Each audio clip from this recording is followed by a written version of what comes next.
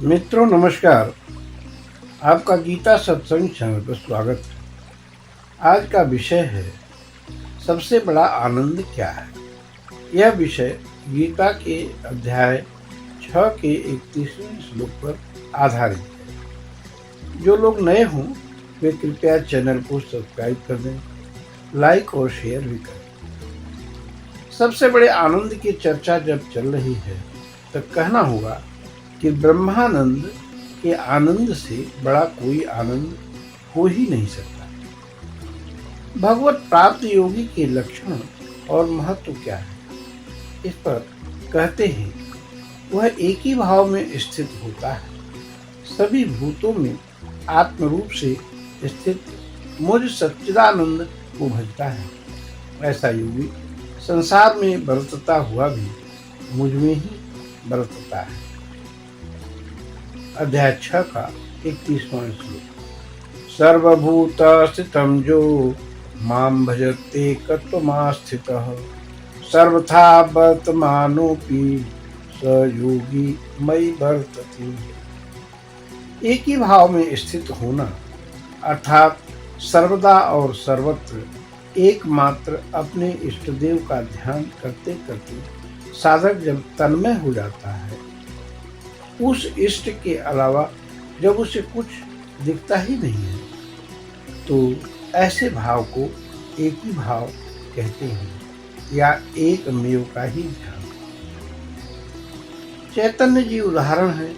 स्वामी रामकृष्ण जी सदैव माँ काली के ध्यान में रहते थे। एक ही भाव था। ऐसा नहीं कि ध्यान का भाव कर जड़वत बैठा व्यक्ति ही एक ही भाव में है। मीरा, तुलसी, प्रभुपाद जी और वृंदावन के अनेक संत एक ही भाव में थे और अब भी बहुत सारे हैं।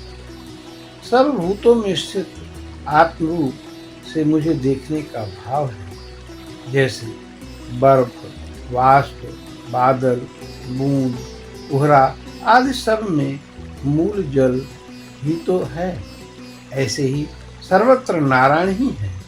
ऐसा भाव सर्वत्र मम दर्शनम है। सब कुछ करता हुआ उसी में स्थित होना भी यही है। सर्वत्र नारायण ही है, यह जानकर व्यवहार कैसे करें। जैसे छुरी, कांटा, कैंची, फावड़ा, कुदाल आदि में लोहा ही तो है, पर यह जानते हुए भी सबका प्रयोग यथा योग्य होता है। अब सुई की जगह फावड़ा आप प्रयोग नहीं करते। एक संदेह यह भी उठता है कि जब हम ईश्वर में ही हों तो चाहे बुरा करें या भला क्या फर्क पड़ता है। ऐसा नहीं है। जो सच्चिदानंद घन में स्थित है वह बुरा न सोचेगा न करेगा। क्योंकि जो भी कर्म उससे होंगे वे जनहित के ही होंगे। और अगर ऐसा नहीं है तो व्यक्ति भगवान को प्राप्त नहीं होगा। वे स्वयं कहते हैं मोहि कपट छल छिद्र न भावा। अगर इन श्लोकों का अनुप्रयोग वर्तमान परिप्रेक्ष्य में देखें तो व्यक्ति जब सर्वत्र हरिदर्शन करेगा तो उसका व्यवहार नम्र हो जाएगा, अहंकार, क्रोध आदि कम हो जाएगा। मान लीजिए कोई व्यक्ति कई मिलों का मालिक है तो उसमें सर्वत्र हरिदर्शन के भाव भी आने लगे। तब उसका स्वभाव कर्मचारियों के प्रति नम्र हो जाएगा। बदले में कर्मचारी भी ईमानदारी से मालिक का काम करेंगे, मुनाफा बढ़ जाएगा।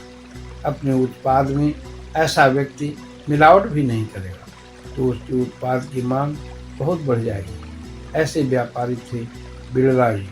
उनके उत्पाद उस समय हाथों हाथ बिकते थे। टाटा का माल लोग बिना हिचक लेते हैं। तो ऐसे भाव होने पर व्यक्ति को सर्वत्र यश और मान मिलेगा। द्वादश अध्याय के 6वें 7वें श्लोक में भगवान कहते हैं जो साधक संपूर्ण कर्मों को मुझे अर्पित कर देता है, मेरे परायण होकर अनन्य योग से मेरा ही ध्यान करता है, उस उपासना करने वाले भक्त जो मेरे ही चित्त को लगाए हुए हैं, उन्हें अविलंब मैं मृत्यु संसार सागर से पार कर देता हूँ। भाव है मत कर्म कृत मत परमः और मद भक्तः हो जाए, जो मैया वेशित चेतसाम हो जाए, तो उसे बिना श्रम के ही परम पद की प्राप्ति हो जाती है, परमानंद की प्राप्ति हो जाती है। यह परम पद बहुत व्यापक है, इसमें संसार की इच्छाएं भी आ गई। सांसारिक इच्छा तो छोटी चीज होगी, ऐसे समझिए कार का खिलौना मिले और वास्तविक कार ही मिल जाए। स्वाभाविक रूप से कार मिलेगी तो कार का खिलौना स्वतः छूट जाएगा, छोड़ना नहीं पड़ेगा। पर लोग कहेंगे कि प्रयास तो मैं करता हूँ, ठाकुर जी की पूजा भी करता हूँ, पर मन संसार में फंसा रहता है। क्यों? कभी हमने सोचा नहीं ना। हम कई देवी देवताओं को पूजते हैं, ग्रहों को पूजते हैं, गांव के कई देवताओं को पूजते हैं, कुबेर की पूजा, लक्ष्मी जी की पूजा बहुत करते हैं, पर अपेक्षित लाभ तो नहीं मिलता। क्यों? क्योंकि हम अनन्य नहीं हुए, मत कर्म कृत नहीं हुए, मद भक्त भी नहीं हुए, मैया वेशित एक शाम भी नहीं हुए। जैसे 5 मंत्रों का जप करे तो कोई लाभ नहीं होगा, एक को ही साधिए। यहाँ ध्यान रखें, गुरु एक ही हो, मंत्र एक ही हो, आसन एक हो, इष्ट एक हो, तो आपका काम बेहद आसान हो जाए। कई मंत्रों, कई देवों को पूजने से मन कहीं स्थिर नहीं हो पाता, अतः स्थिर चित्त हो आप पक्का करिए किस नाम की उपासना करेंगे, उसी के थ्रू शक्ति आपको मिलेगी।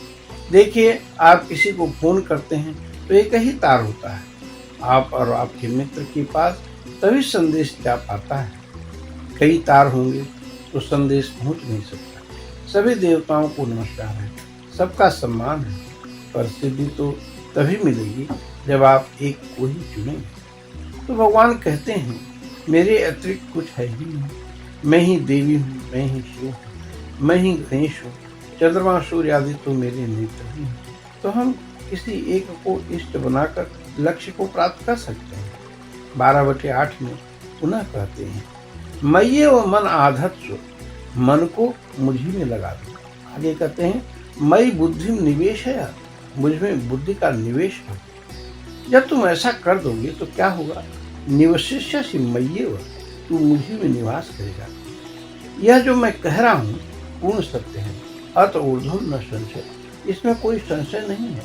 तो निचोड़ ये हुआ कि भगवान में अनन्य भक्ति हुई, यही एक अनिवार्यता है परम आनंद के लिए। एक इष्ट बनाइए, तब आपकी साधना का महत्व आपको अविलंब दिखेगा।